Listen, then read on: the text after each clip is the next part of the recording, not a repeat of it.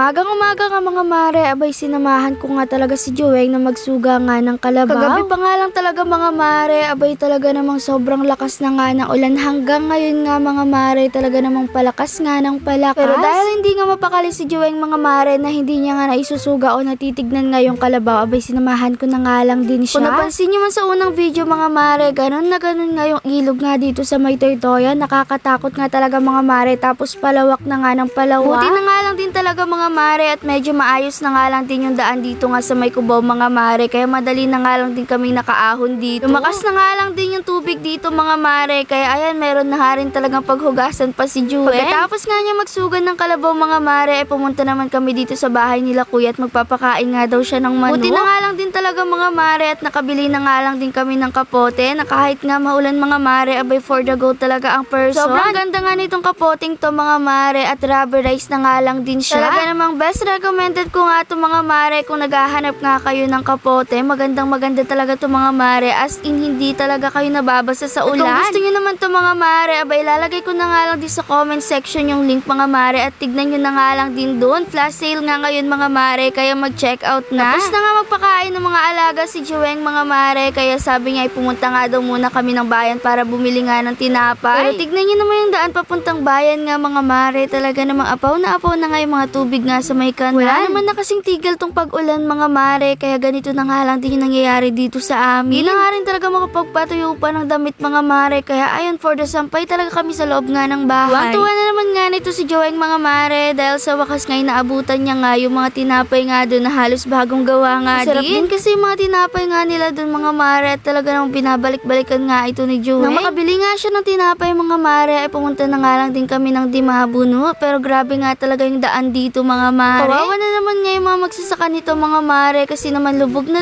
naman nga yung kanilang mga tanim.